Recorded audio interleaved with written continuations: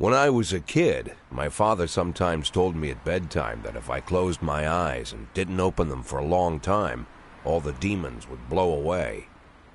Yesterday I turned 60, but I still take his advice. Not because I'm sentimental or want to keep the memory of my father alive. I just can't think of a better solution. To get away from all the demons that haunt Freeburg, I'd need to wear a blindfold 24/7. Plus, it's a good idea to act blind when talking to reporters. At least that's what my colleagues say. They're afraid of press conferences. But for me, it's more like a confessional. No matter what lies you tell, you're privately thinking the honest answers. It helps me remember who I am. The fact that I'll be reading all about it in the papers tomorrow is a small price to pay. Call it penance for the preacher.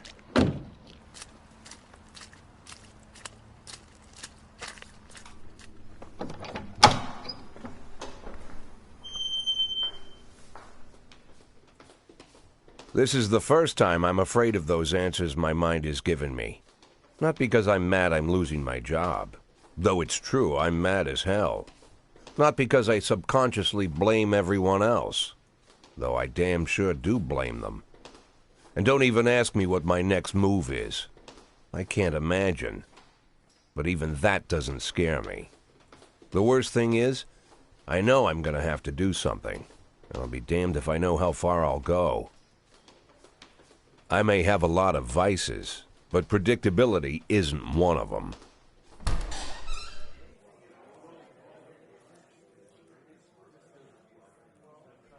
I learned a long time ago how to drive away the swarming demons. But what do you do when they're trying to rip your soul from your skin? Shutting my eyes tight as I can. The best solution remains the same: play blind. I just hope the reporters think I was blinded by the camera flash.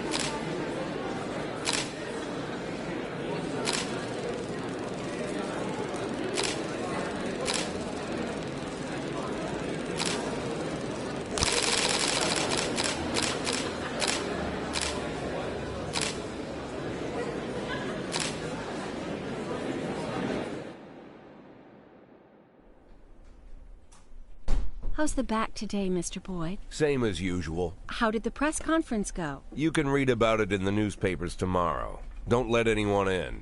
Even Mr. Kendrick? Especially Mr. Kendrick.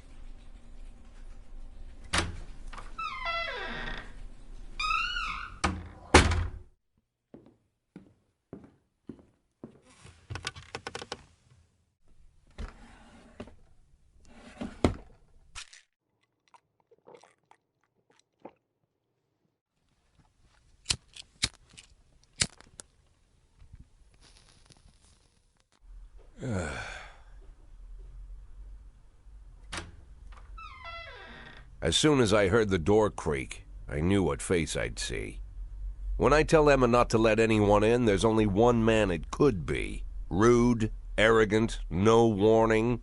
That's Mayor Rogers. White summer shoes, white socks, white shorts, white polo shirt, and the white smile of a hungry shark. Mayor Rogers enters every room like he owns the place.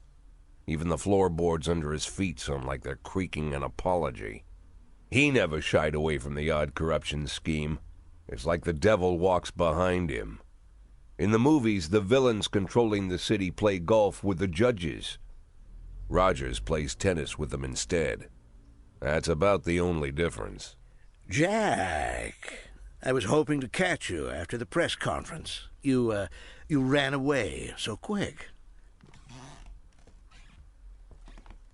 There's no smoking at City Hall. No reason for me to hang around. Well, this morning I signed a ban on smoking in all public buildings. Soon you won't be able to smoke here either. Soon enough I won't be here at all. That's what I wanted to talk to you about. The people of this city like you, Jack. The police chief of all people. Don't betray that, Jack. Don't get wrapped up in any schemes. Sit nice and quiet for the next 180 days, and you'll be remembered as a hero. That's the only thing that you still have left. Be the hero. Then how am I supposed to scrape together a retirement fund? You had a million chances to secure a luxury pension, one that even I would have envied, although I've never set aside any money for myself. I'm not planning to retire anytime soon.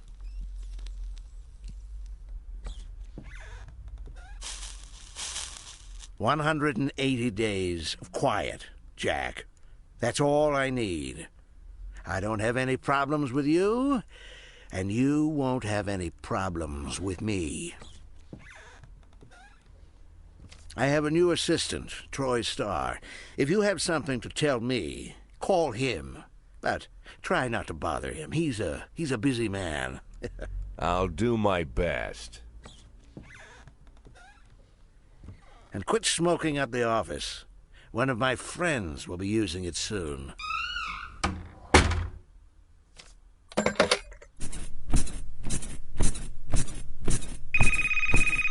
Oh, I'm sorry, babe. Only the mayor has this number. Mr. Mayor? Yeah, is this Troy Starr? Yes? Go fuck yourself, Troy Starr.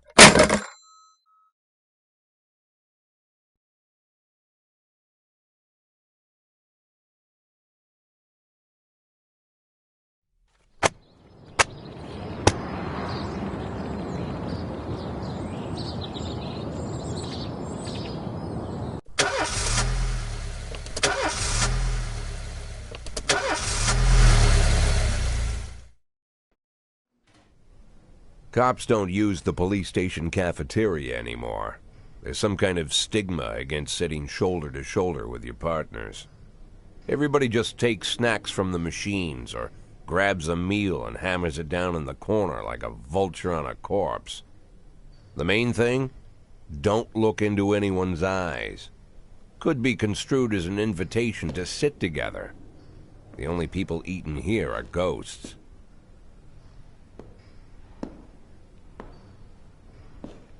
My deputy, Francis Kendrick, he recently became one of those ghosts, the subject of one of the most devastating corruption scandals in the history of Freeburg. No evidence to support the accusations, but everyone knows Kendrick's days are numbered. I need that file I asked for. Needs to be ready tonight. Francis didn't say anything, but I understood. Ghosts aren't supposed to talk. Besides, I got a feeling he was already finished.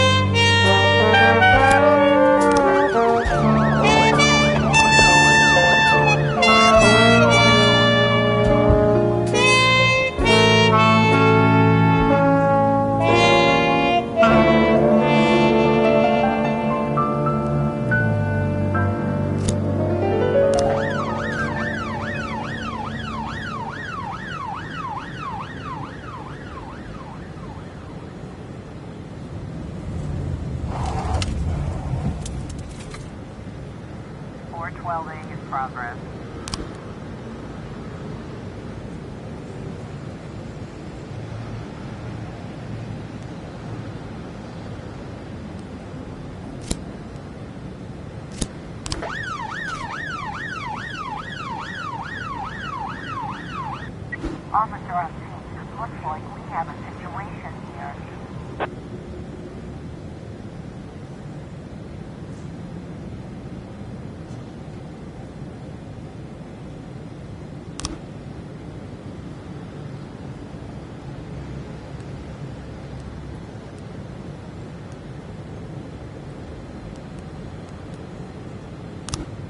Nine tons complete.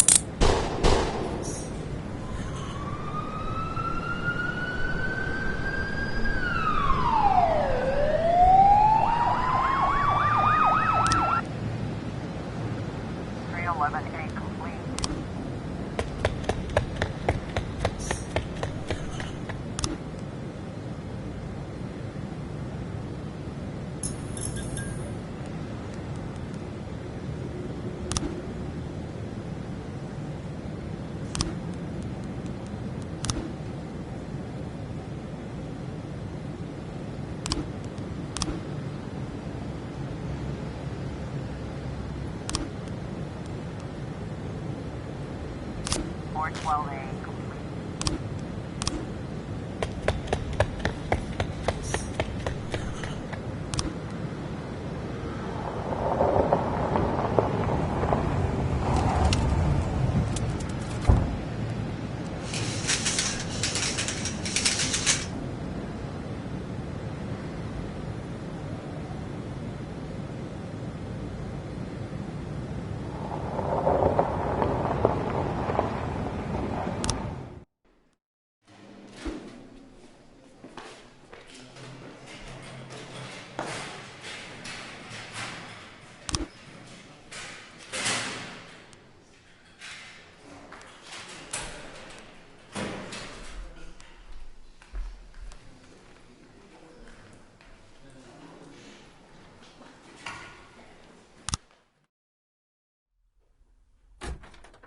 Used to be, when I asked Kendrick to stay late at the office, he liked to grumble and crack wise. Nowadays, he doesn't have the strength for it. Slumped shoulders, blank stare, wrinkled skin.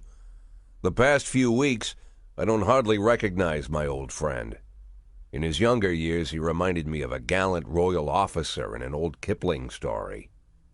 Kendrick isn't just crumbling under the weight of the public pressure, but from the shame of it all. Internal Affairs raided the library he inherited from his grandfather, hoping they'd find buckets of cash stashed in the pages. Heard about the look on his face, the fearless policeman standing helpless in horror. I've known Francis for 30 years.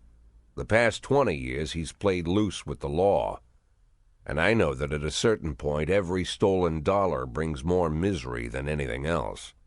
Probably sounds crazy, but I sympathize with the guy. What can I do? Your friends are your friends, and these are the waters we swim in.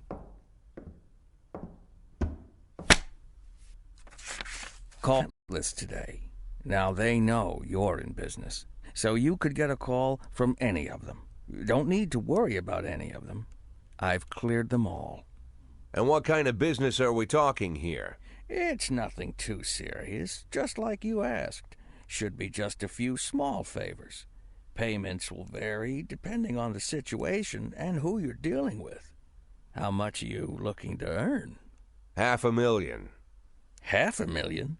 Why not a whole million? Because everybody wants to take $1 million. Figured I'd try something different. $500,000 in 180 days? Well, you could earn it all above board if you netted all the big fish and hit all your bonuses. Never knew you for a fisherman. Well, you never got into my business, and I'm not trying to get into yours. But be careful about bringing in any other cops. Sooner or later, they'll put the finger on you. And one more thing, Jack. I remember what you said, but I should probably add one more name to that list. Christopher Sand. Sand.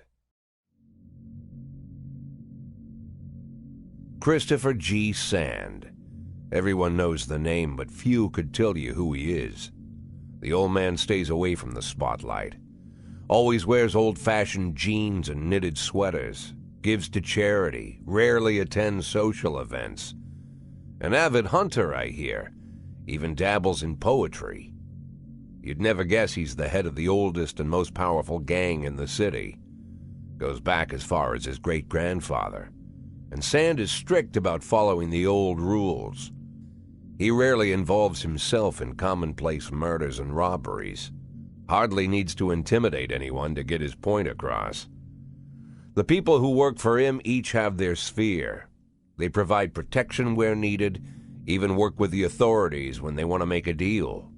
Meanwhile, Sand pulls the strings without getting his hands dirty. People sometimes mistake his quiet approach.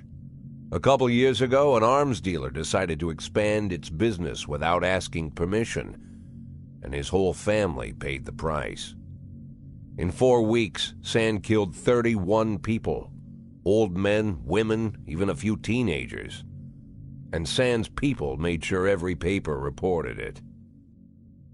Frank, I don't want to hear you say that name again. Jack, please, listen to me. I'm in with these guys. We agreed, Frank. That's not the kind of business I'm into. I don't go there. Never have, never will.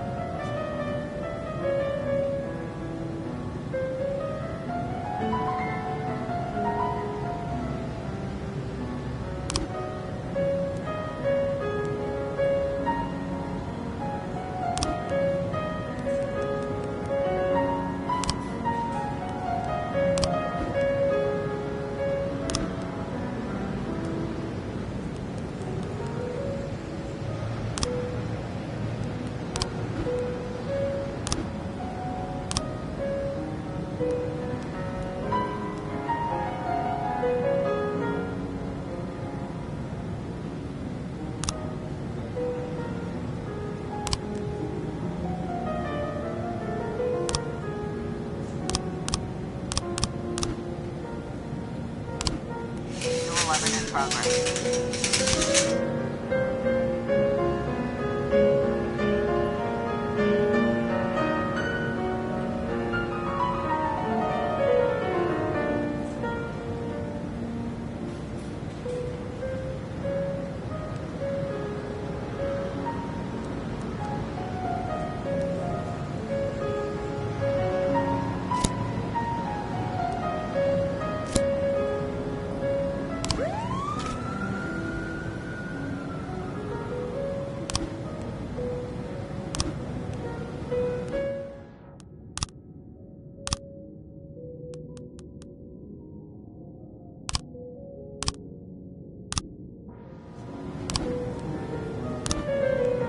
In progress.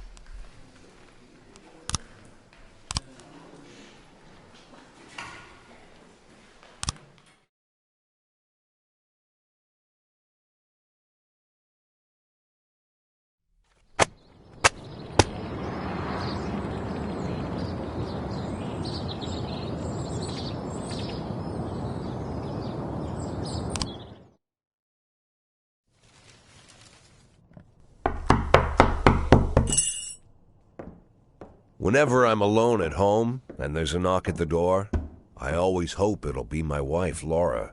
She's always forgetting her keys. Hello, my name is Steve, and you're Jack Boyd, is that right? To get to my front door, the Bible boys walked about a mile from the local bus stop, jumping over mud puddles and skirting a couple of landfills. Laura doesn't go in for religion either, but according to her, these brave lunatics with their fake smiles deserve at least a minute of attention. She patiently listens to them, asks them questions, regales them with pastries, and never once dropping a hint of condescension. When I watch her do it, I've got to admit it gets me. I'd have hugged those boys, sat with them on the porch and lit up a cigar. But a month after Laura left, all I could do was quietly ask them not to bother me. Today I'm a little rougher still. Shut the door on his nose this time. Another couple weeks at this rate and I'll be greeting anyone who comes close with my service pistol pointed towards the sky, ready to fire my warning shots. In my life, even the basic stuff never goes like it's supposed to. Normally, when a wife is going to leave home, she'll make a scene or at least sit everyone down for a serious conversation. But Laura just disappeared. The children in the stories always stand on the side of the mother, but all three of our sons supported me. The in-laws always blame the husband for making their daughter unhappy. But now Sally, Laura's mother, well, we sort of have a pact. The fellow Laura ran off with is young enough to be her son. I hear he's 30 years old.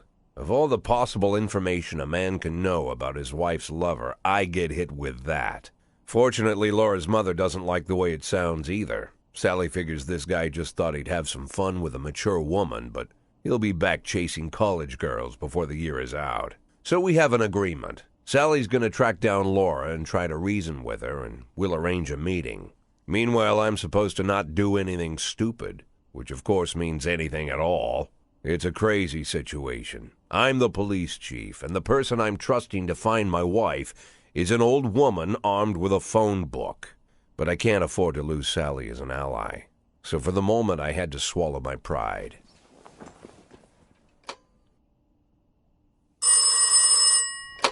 Hello.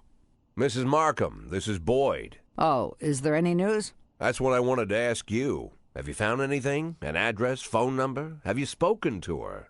Don't worry, Jack. I've narrowed the range to 2 suspects, or whatever you like to say at your police building.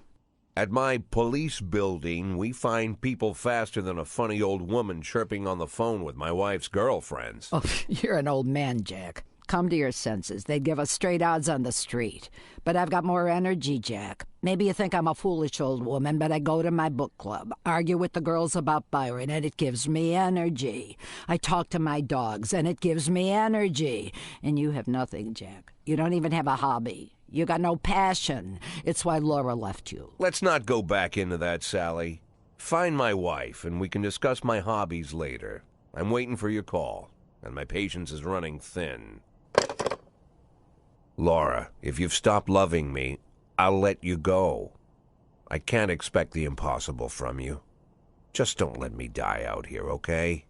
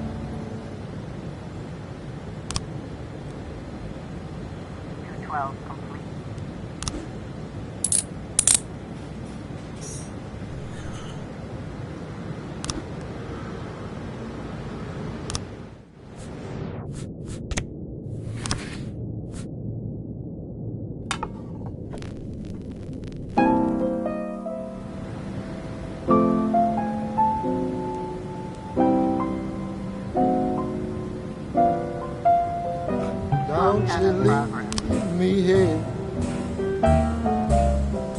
Don't you leave me here. If you must go, sweet mama, Officer, please leave a dime for beer. Rooster crow and the hen ran around. She said, if you want my fricassee, you'll have to run me down.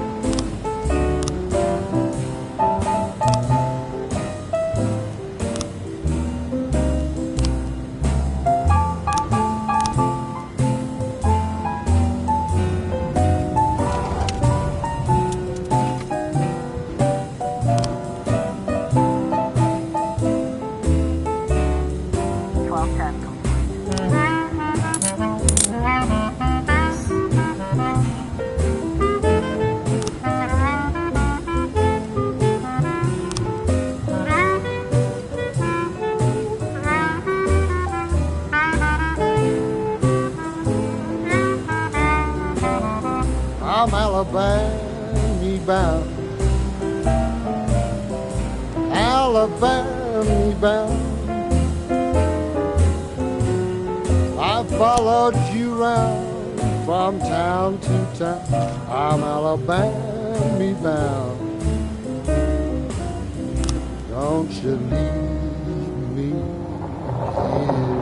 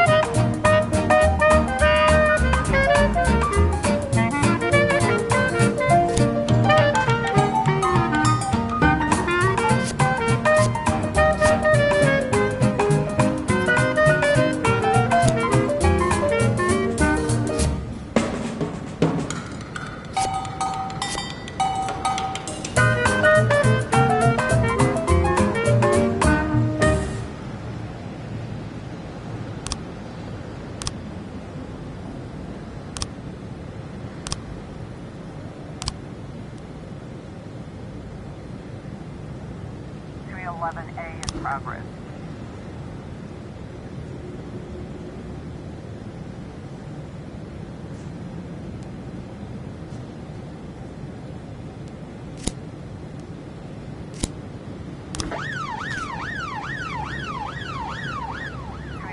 A in progress.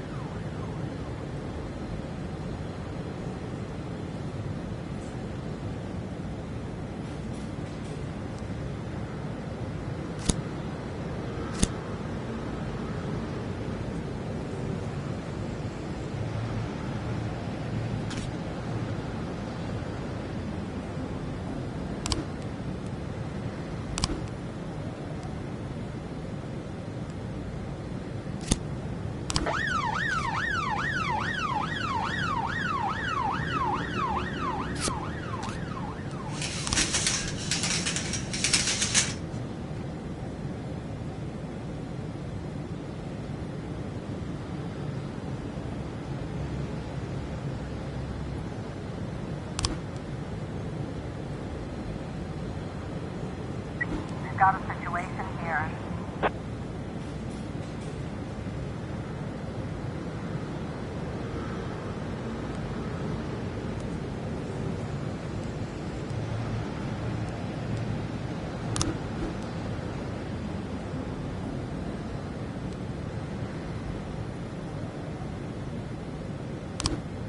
.311A complete.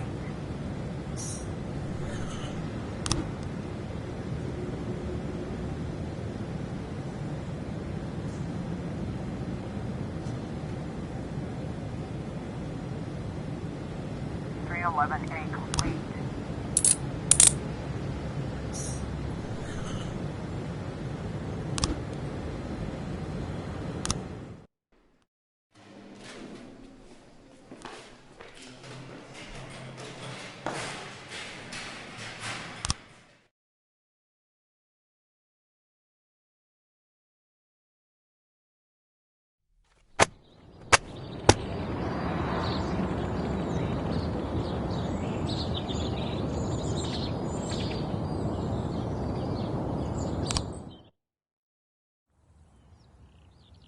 Why would a man need a barn?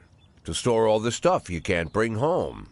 About 30 years ago, back when I was young and interested in farming, I carried all kinds of junk home. After a day in the field, I'd come home with buckets, shovels, dirty boots and clothes, and instantly transform the living room. But even back then, there's something I always kept in the barn.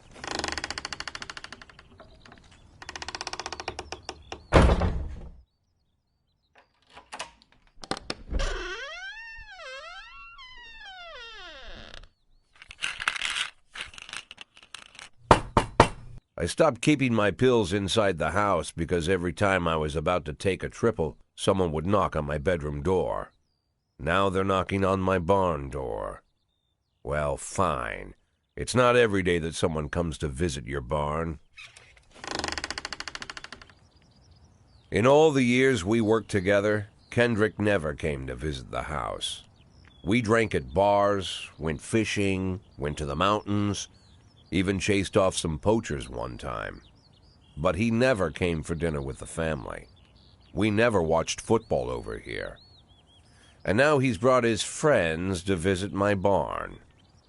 I always try to look unsurprised, like it's an everyday thing to get visitors at the old barn, especially guests with their own personal bodyguards. But Kendrick is sharp enough to see he's caught me with my pants on backwards. Sorry for the surprise, Jack. We saw you from the car. Figured we'd find you in here. I'm going in for a minute, fellas. These guys will wait outside.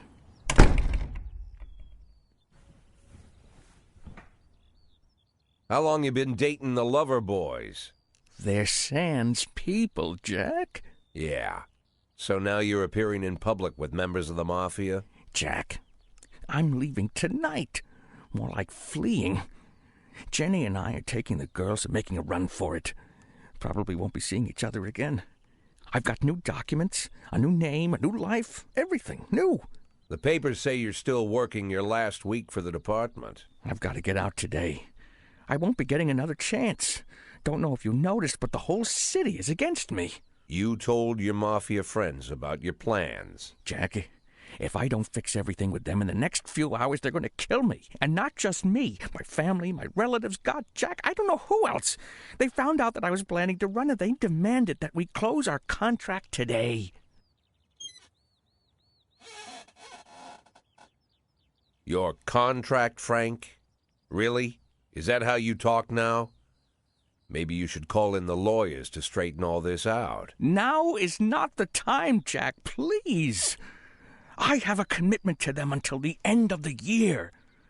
They need an inside line at police headquarters. I can't just give them back the money. That's not how the Mafia works. If I can't find someone I can trust tonight, I'm dead. You know me, Jack. I wouldn't ask you if I wasn't afraid they'd cut my daughters to pieces before sunrise. He's the damn fool who puts his daughters in the crosshairs in the first place. Anyone in my place would have dressed him down good. But I didn't want to pile it on. Fate's already got this guy's soul in the grinder.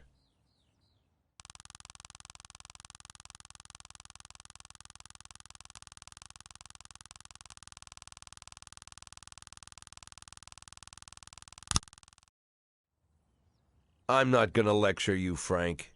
I don't think I have anything to say that you don't already know. I'm sorry for your family. I wish them all the best of luck.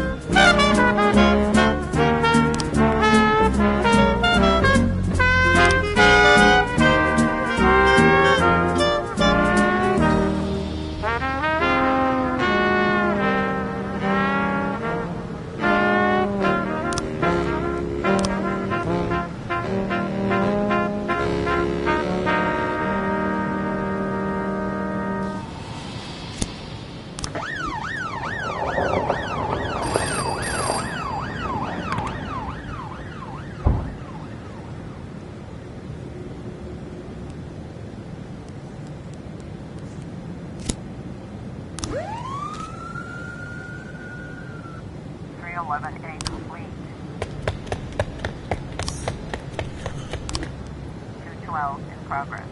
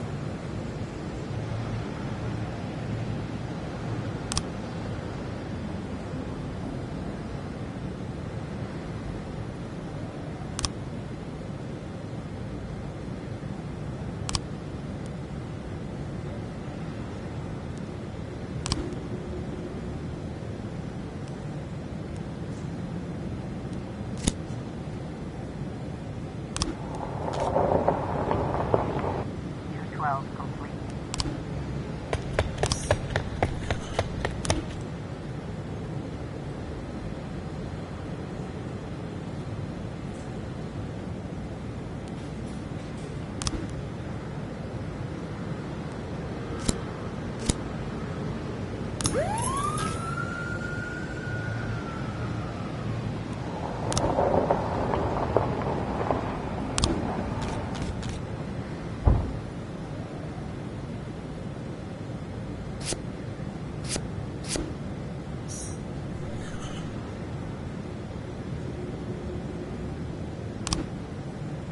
In progress.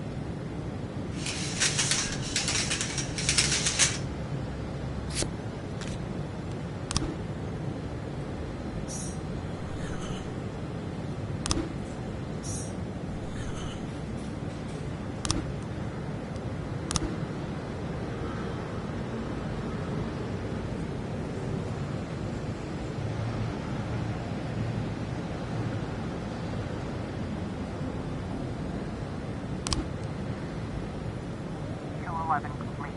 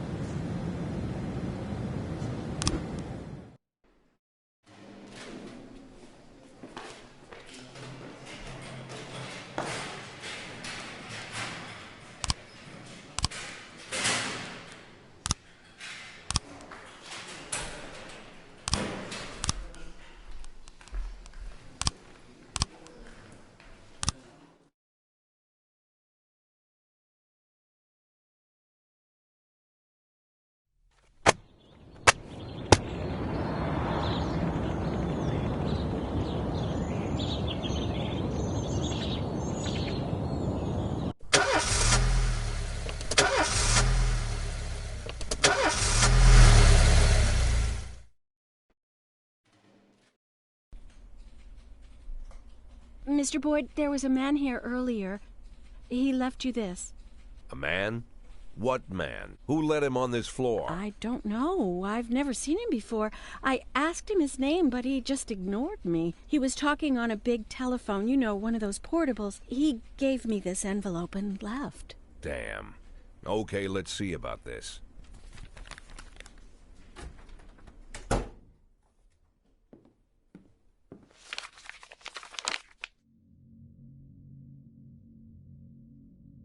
The photo could have been doctored, of course, but Sand doesn't go in for cheap theatrics. Kendrick is dead, his family is dead, and they probably died slowly and painfully. But Sand's got a bigger game. He's not trying to frighten me. He's just trying to clue me in on the facts. I didn't agree to work for him on my own, so now they're just going to insist. Boyd. Good morning, Jack. I believe you just received my message. Who am I speaking with? Oh, I'm sorry. I forget some people don't recognize my voice. But I assure you, Jack, if I was sitting right there in front of you, you'd have no trouble recognizing me. Like I was a member of your family. Even better than a wife, perhaps. A wife can betray you. No man is immune. I don't talk to people who don't tell me their names. Oh, Jack, don't be so childish.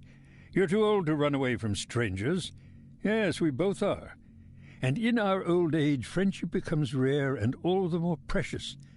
But of course, we must work with new people and find out new names. So if you insist, Jack, let us formally meet. Hello, Jack Boyd. I'm Christopher Sand. Wonderful, Mr. Sand. And what is it you do for a living? Oh, you'll soon find out all about that. Well, you'll learn much more than a simple policeman could ever expect. You're a simple policeman no longer, Jack. Don't turn off your phone. You start today.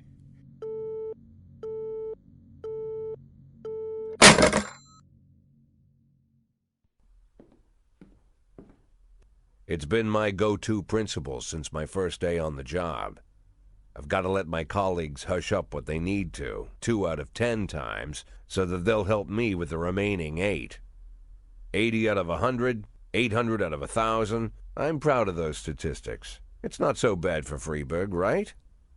But now I just officially became a mafia whore. I'm supposed to be fearing for my life, for the lives of my wife and children. But the only thing I can think, what's going to happen to 8 and 10?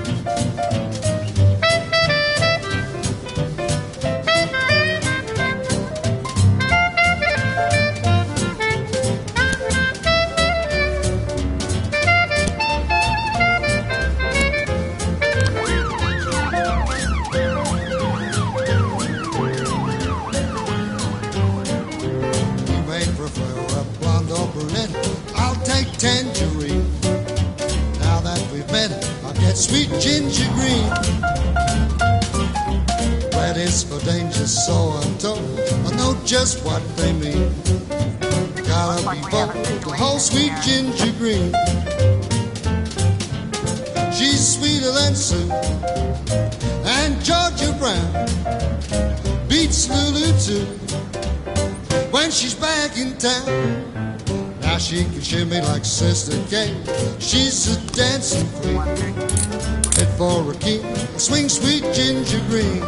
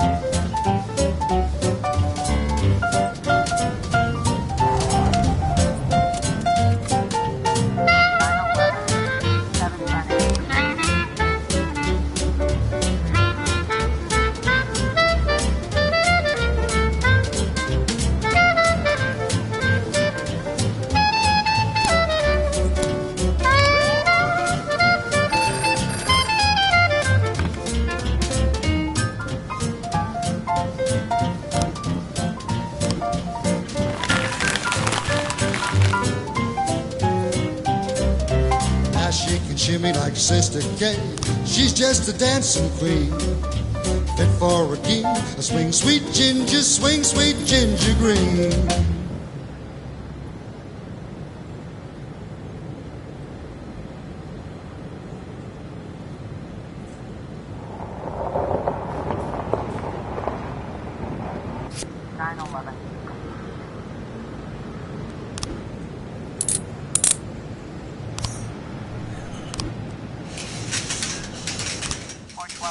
Progress.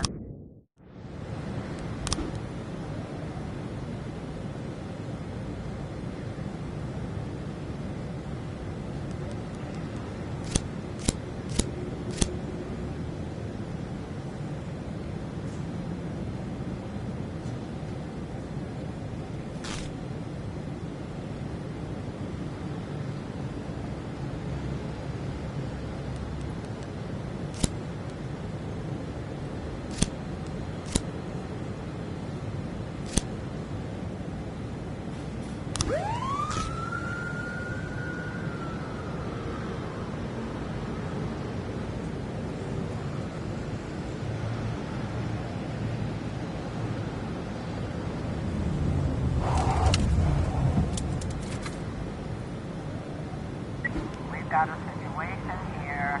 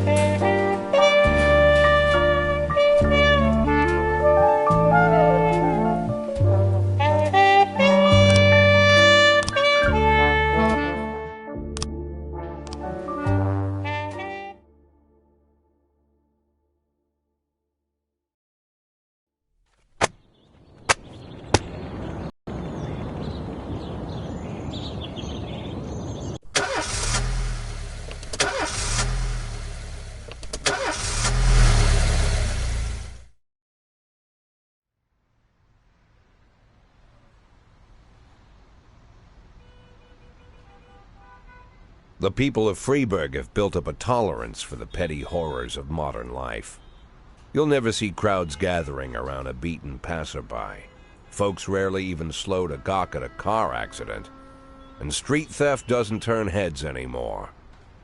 Been a long time since people got worked up about stuff like that.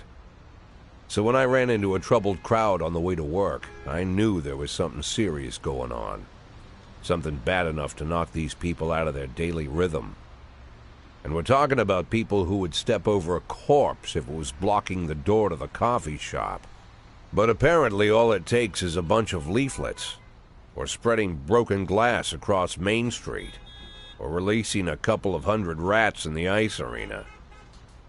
The mysterious figure taking responsibility for these strange acts goes by the alias Robespierre. Nobody knows who he is, what he wants, or what all this adds up to, from the buckets of lard spread on the sidewalk to the front door of City Hall covered with ostrich feathers. But this strange cross between childhood pranks and cheap theatrics has got the people all worked up. Everyone understands when some Freeburg crook satisfies the basic human need to rob and kill. But when someone steals a lion from the local zoo and locks him in a cell below the courthouse, the people start asking questions. Myself, I kind of like this Robespierre. It's not just the pranks he's pulling or his green bull's head emblem. I just like his funny nickname. Robespierre? Really? Who does that make me? The Marquis de Lantenac? I don't think so. In the old books about revolutions, I fancy myself the old gunner who goes off to war with a bag of damp powder. Or maybe the innkeeper who tops up the beer kegs with mop water. It's something to think about.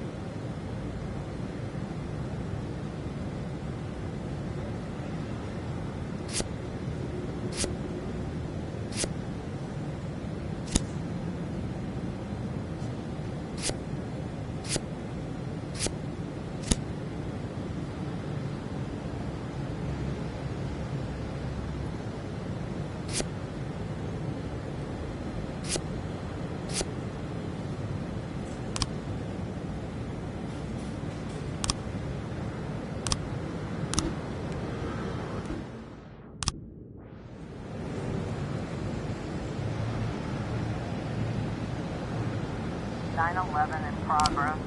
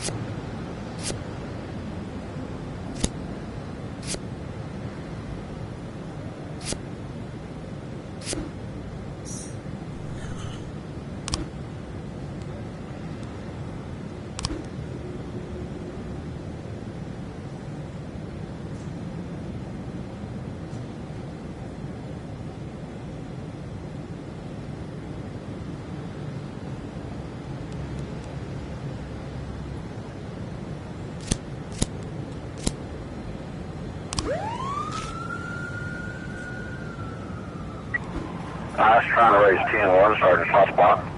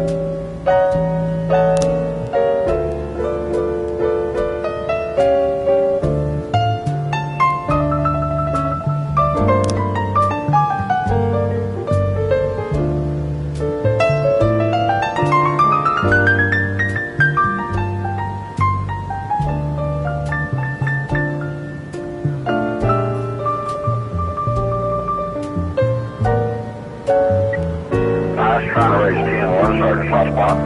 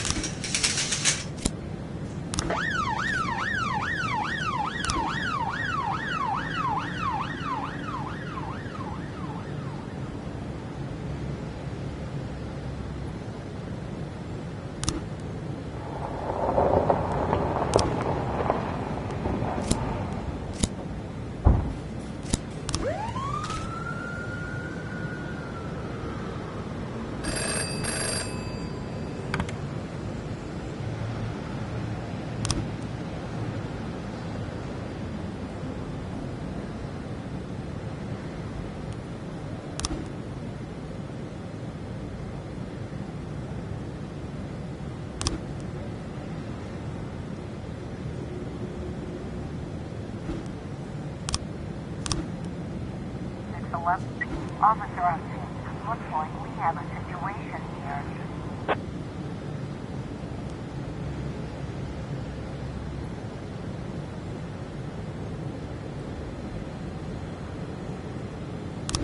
It's 1210 complete.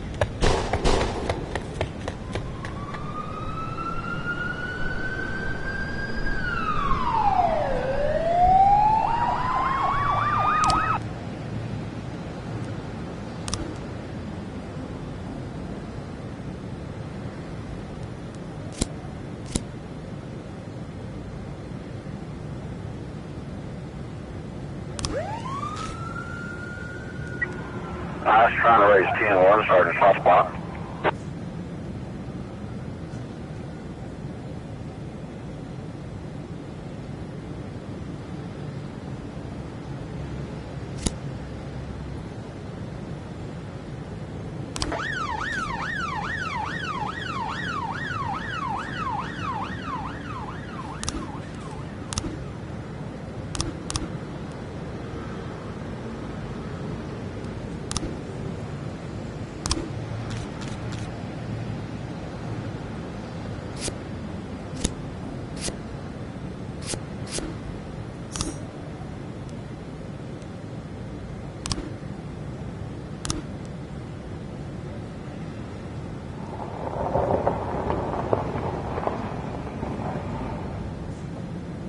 Officer on scene. Looks like we have a situation here.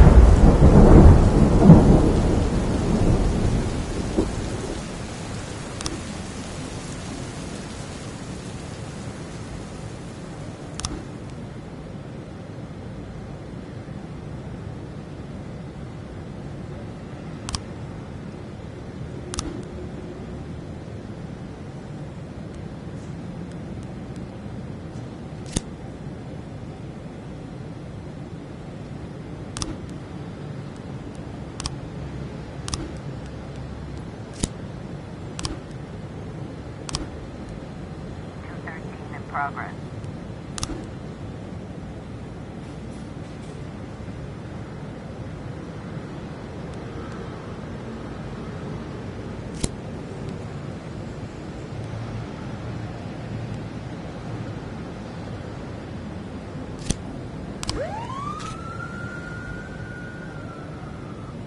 A complete.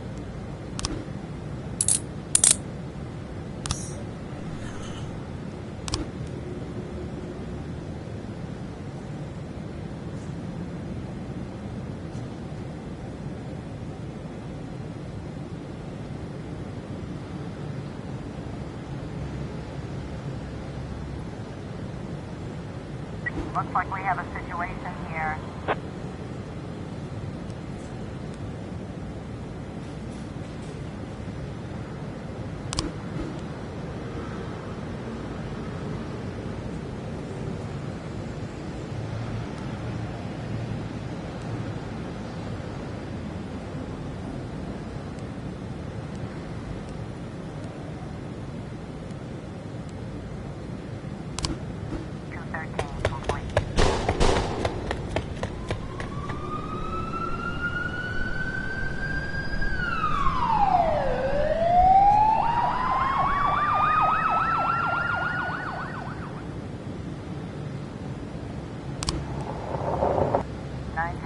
Progress.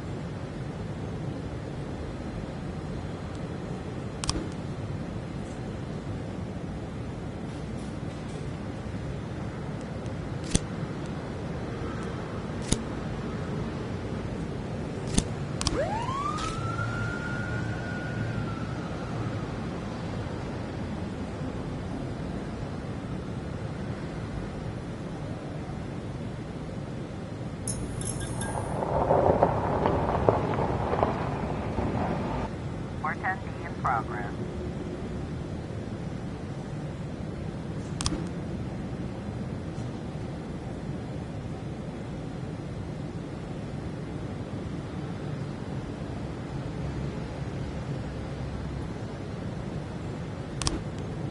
Nine can be complete.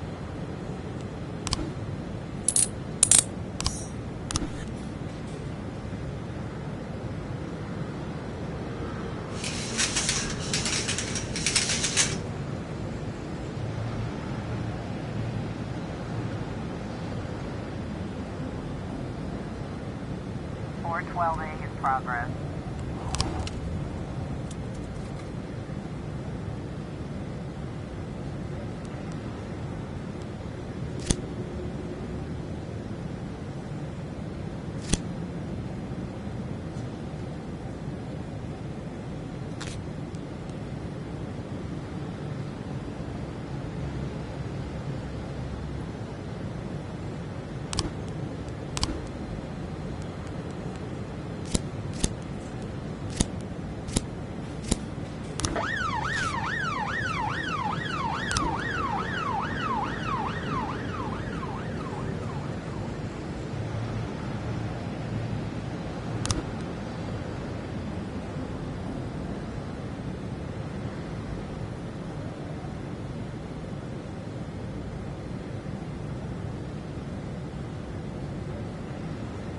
Four 12A complete.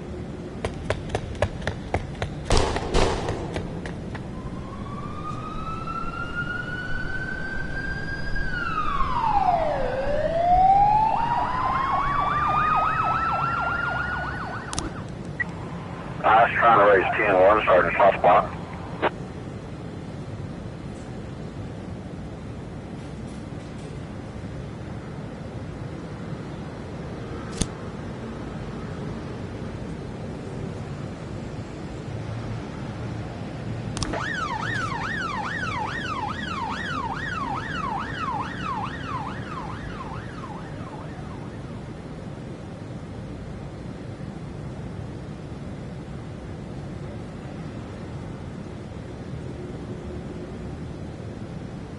Four can be complete.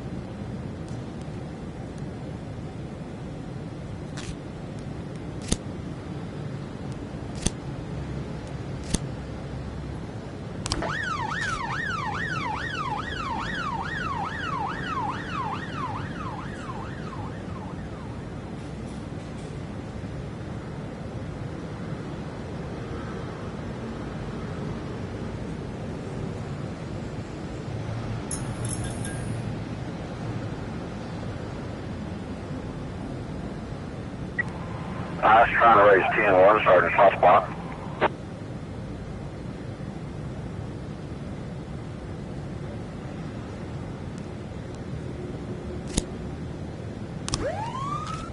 A in progress.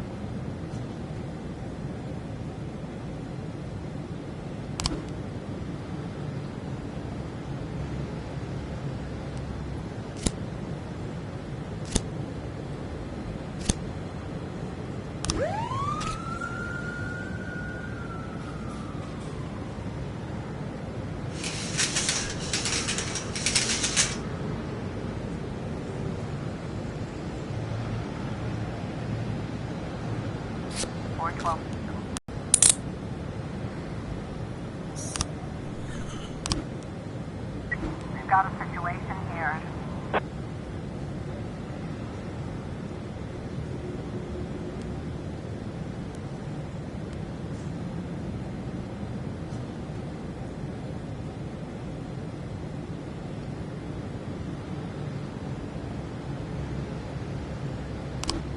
A complete.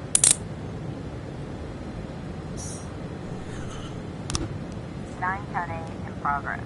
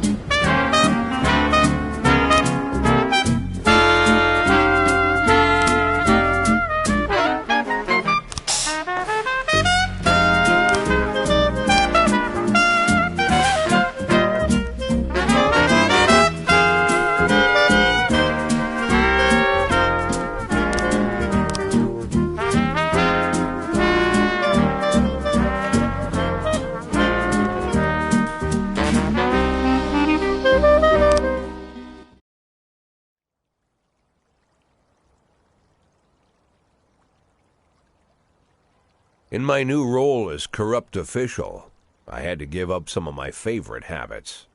I couldn't turn off my phone when my head ached. Couldn't sleep till noon on Saturday and let the rest of HQ take up the slack. No more days off to go fishing. But my weekly visit to the old Colony Club was more like tradition. One night a week, I absorbed cigar smoke, the vague smell of alcohol, the stench of urine, all mixed with toxic levels of old drunken belches. Same picture it was 30 years ago. Tradition's gotta be honored. And to stay faithful to the tradition, you've got to respect the standard rituals. When you're about to roll out of the club, you need to take a deep breath and count to 100. If your stomach doesn't do a backflip, you should be good to make it home. This time I only got up to 60. I was interrupted. Why? You look even better than you do on TV. There's nothing more impolite than approaching people in the alley at the old Colony. This is the most private place in the city. All who enter here dirty their shoes with the most elite stream of vomit in Freeburg. This asphalt has been blessed by judges, lawyers, artists, businessmen, and all our politicians. Takes a lot of balls to crash the party. My head was a drunken haze, but I knew who he was. A cartoon gangster suit straight out of Dick Tracy. Fancy voice, fruit cologne, sassy strut. That's how the newspapers described Vikas Varga, rising star in Freeburg's criminal underworld. He appeared out of nowhere, and with the support of the local punks, Varga broke all the old rules of organized crime. He killed those who could not be killed, traded what could not be traded, and robbed those who could not be robbed. In just a single month, this man had gathered an incredible amount of power. He's been called everything from a clown to a madman to a criminal genius, and more often than not, he's called a low-class upstart short on ideas. But if Vargas was one of the old crime bosses, he'd have been cut into pieces and fed to the river. Look past this guy's arrogance, and there's something about him. The city is still deciding what to do with him. Meanwhile, he's burning down the houses of old city mobsters. Not the best time to talk, Mr. Varga. Oh, you know my name.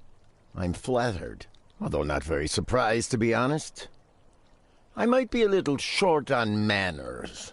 Like they say in your fair city, with the right manners, you can go anywhere. Well, I don't want to go anywhere. I want to stay right here. Even the criminal world needs manners, Mr. Varga. And one of them is this. Don't interfere with a drunken cop who's trying to take a shit and puke at the same time. Oh, you exaggerate. But is Freeburg always so gentle with its officers? You've been a bit roughed up lately. I see you already know Freeburg quite well, Mr. Varga. Well, I love to learn and look around. But I do know that the inhabitants of this fair city should be friends, Jack. Maybe it's true I don't have the best manners.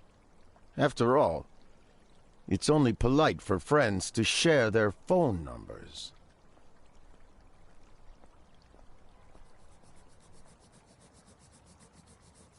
This city of yours moves so fast. I feel like I'm hooked on amphetamines all over again. You wake up in the morning full of ideas, and by nightfall, you've all had each other killed.